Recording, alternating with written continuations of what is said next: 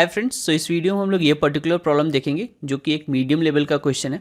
तो directly example से समझते हैं। तो हमें यहाँ पर एक मैट्रिक्स मिलेगा और एक टारगेट मिलेगा और पता करना है बेसिकली कि ये टारगेट मैट्रिक्स में है कि नहीं। अगर टारगेट मैट्रिक्स में है तो ट्रू रिटर्न करना है, अगर नहीं मिला तो फॉल्स रिटर्न करना है। एक चीज़ और हमें गिवन है कि इस मैट्रिक्स के सारे एलिमेंट असेंडिंग ऑर्डर में सॉर्टेड है, मतलब पहला रो असेंडिंग ऑर्डर में सॉर्टेड है, दूसरा रो भी असेंडिंग ऑर्डर में, सारे रो असेंडिंग ऑर्डर में सॉर्टेड है। एंड एक चीज़ और गिवन है, तो जो नेक्स्ट रो का पहला एलिमेंट होगा, इस केस में 10, हमेशा प्रीवियस रो के लास्ट एलिमेंट से बड़ा होगा, राइट। तो यहाँ देखो आप 7 है, ये 10 से शुरू हो रहा है, यहाँ 20 है तो ये 23 से शुरू हो रहा है। तो मतलब नेक्स्ट रो का पहला एलिमेंट प्रीवियस रो के लास्ट एलिमेंट से बड़ा होगा, राइट। तो पहला तरीका तो है कि हम लीनियर सर्च लगा दें, है ना। हर एलिमेंट को हम टारगेट से कंपेयर करें, अगर इक्वल हो जाएगा तो ट्रू कर देंगे, अगर कोई इक्वल ना मिला तो फॉल्स रिटर्न कर देंगे। उस केस में हमारा time complexity order of n होगा, राइट। लेकिन समहाउ अगर हम इस पर बाइनरी सर्च लगा पाएँ तो हमारा जो कॉम्प्लेक्सिटी होगा वो ऑर्डर ऑफ log n हो जाएगा, राइट। तो यहाँ पर अगर देखें फ्रेंड्स, तो हम बाइनरी सर्च लगा सकते हैं क्योंकि एलिमेंट हमारे सॉर्टेड हैं। अगर हम इसको विजुलाइज करें तो बेसिकली अगर ये 1D एरे में अगर रख देते हैं हम, ये पहले रो के बाद ये दूसरे रो के एलिमेंट उठा के रख दें और ये फिर तीसरे रो के एलिमेंट उठा के रख दें, तो ये बेसिकली एक 1D एरे है सॉर्टेड वे में, राइट। तो यहाँ पर थोड़ा सा हमें जुगाड़ यूज़ करना पड़ेगा, बाकी ये 1D एरे जैसा ही इसको हम यूज़ कर पाएंगे। तो ट्राई करते हैं कि कैसे हम इस पर बाइनरी सर्च अप्लाई कर सकते हैं। तो बाइनरी सर्च में एक लोअर लिमिट होता है जो पहले एलिमेंट को डिनोट करता है, तो इस केस में होगा 1। तो अगर इंडेक्सिंग कर दें इसकी 0 1 2 3 4 5 6 7 8 9 10 11, तो मैंने इंडेक्सिंग ऐसे की है कि ये 1D एरे ही हो, राइट। तो पहला एलिमेंट का इंडेक्स है 0 और आखिरी एलिमेंट का इंडेक्स है 11, राइट। तो 11 जो है हम इसके रोज एंड कॉलम के बेसिस पे निकाल सकते हैं। तो अगर हम देखें तो इसमें 3 रोज हैं, 1 2 3, तो rows equal to 3 and columns equal to कितने हैं, 1 2 3 4, तो 4 कॉलम है। तो बेसिकली जो लास्ट एलिमेंट का इंडेक्स है वो रोज इंटू कॉलम -1 कर दें तो ये निकल जाएगा। -1 इसलिए कर रहे हैं क्योंकि इंडेक्सिंग 0 से शुरू हो रही है, तो यहाँ पर 11 आ जाएगा। तो बाइनरी सर्च में बेसिकली हम लोग मिड निकालते हैं, राइट।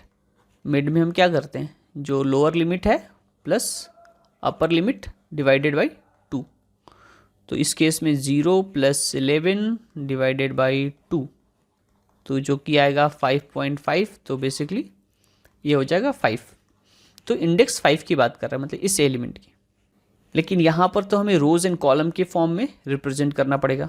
तो अगर रोज़ देखें तो 0 1, तो ये 1 रो है, एंड कॉलम कौन सा है, 0 1, कॉलम भी 1 है। तो बेसिकली हमारे पास जो रो एंड कॉलम आना चाहिए वो 1 1 आना चाहिए। तो ये कैसे अचीव होगा, तो बेसिकली हमारे पास आया 5 है, तो 5 को कन्वर्ट करना पड़ेगा 1 1 में। तो हम लोग क्या कर सकते हैं, जो रो आएगा वो मिड को अगर आप डिवाइड कर दो कॉलम से, जितने कॉलम्स हैं, तो 5 divided by 4 which will give 1 point something. तो पॉइंट के बाद तो डेटा लॉस हो जाएगा, तो बेसिकली 1 बचेगा, राइट। तो कॉलम से फ्रेंड्स हम इसलिए डिवाइड कर रहे हैं क्योंकि देखो 5 इंडेक्स है, तो हमारे पास एलिमेंट कितने हैं, 6, क्योंकि इंडेक्सिंग 0 से स्टार्ट होती है। तो 4 एलिमेंट तो ये स्किप करने पड़ेंगे, राइट। फिर 5वां ए ये एंड छठा आपका ये है, राइट। इसीलिए हम कॉलम से डिवाइड कर रहे हैं। तो कॉलम से डिवाइड करेंगे तो रोज़ इस तरह मिल जाएगा, और फिर अगर इसका कॉलम निकालना है तो भी मिड को हम लोग क्या कर सकते हैं, मॉडुलस ले सकते हैं कॉल से, राइट। तो अगर 5 मॉडुलस आप करोगे 4 तो क्या आएगा 1। कोई और भी एग्जांपल ले सकते हैं, सपोज करो कि अगर 9 आया होता, तो 9 केस में रोज़ कितने हैं, 0 1 2, रोज़ हैं हमारे 2 एंड कॉलम कितने हैं 1। तो आप देखो 9 को आप डिवाइड करो किससे, 4 से, तो क्या दे रहा है, ये देगा 2, और 9 मॉडुलस करो 4 से, तो क्या दे रहा है 1, राइट। तो ये 2D एरे है, लेकिन हम इसको कन्वर्ट कर सकते हैं 1D एरे की तरह ही यूज़ कर सकते हैं। तो इसी फिलॉसफी के बेसिस पे फ्रेंड्स कोड करते हैं। तो सबसे पहले मैट्रिक्स के रोज़ निकाल लेते हैं। Rows equal to matrix dot length, फिर निकालते हैं कॉलम, फिर लिखते हैं मैट्रिक्स डॉट लेंथ, और यहाँ पर ले लेते हैं लोअर लिमिट INTI जो कि 0 होगा लोअर लिमिट, एंड J क्या होगा, जैसा कि हम लोग ने डिस्कस किया था, रोज into columns -1। Perfect. Binary search में क्या करते हैं, जब तक लोअर लिमिट छोटा हो अपर लिमिट से या बराबर हो तब तक ये कंप्यूटेशन करता रहे। फिर क्या करेंगे, मिड निकालेंगे, lower limit plus upper limit divided by 2। अब इस मिड को, जैसा कि हम लोग ने डिस्कस किया था, इसको कन्वर्ट करना पड़ेगा रो एंड कॉलम में। तो रो एंड कॉलम में करने के लिए मिड डिवाइडेड बाय पहले करेंगे कॉल्स, तो ये रो दे देगा, और कॉलम निकालने के लिए क्या करेंगे, मिड मॉडुलस कॉल्स। अब इसके बाद सारा काम बेसिकली हमें ये 2 स्टेप अलग से करने पड़ेंगे क्योंकि ये हमें मैट्रिक्स दिया है, राइट। बाकी सारा काम हमारा बाइनरी सर्च वाला ही रहेगा।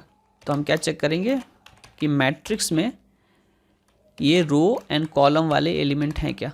अगर ये टारगेट के बराबर हैं तब तो रिटर्न कर दें ट्रू कि हमें ये टारगेट मिल गया। अगर ऐसा नहीं है तो यहाँ लगाते हैं एल्स इफ अगर मैट रो एंड कॉलम से छोटा है।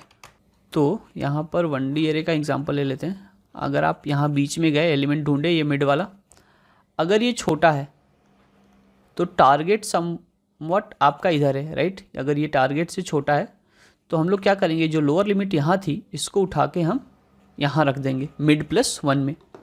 तो यहाँ पर हम क्या करेंगे, लोअर लिमिट को हम क्या कर देंगे मिड +1। अगर ये छोटा नहीं है तो ये बड़ा है, तो इस केस में हम लोग क्या करेंगे, हम अपर लिमिट को चेंज कर देंगे और यहाँ लिख देंगे मिड -1। तो I think we are sorted. अगर एलिमेंट मिल गया होगा तो ट्रू रिटर्न हो जाएगा, नहीं तो इस लूप से बाहर आने के बाद हम लोग क्या रिटर्न कर देंगे, फॉल्स। तो इसको रन करके देखते हैं। ओके, यहाँ पर हमने मैट यूज़ कर लिया, यहाँ नाम क्या है, मैट्रिक्स। तो सैम्पल टेस्ट केसेस एक्सेप्ट हो रहे हैं फ्रेंड्स, सबमिट करते हैं इसको। तो बढ़िया, ये सोल्यूशन हमारा एक्सेप्ट हो रहा है और 100% सोल्यूशन को बीट भी कर रहा है। तो ये ऑप्टिमाइज सोल्यूशन भी है। Thank you so much for watching this video. मिलते हैं आपसे नेक्स्ट वीडियो में।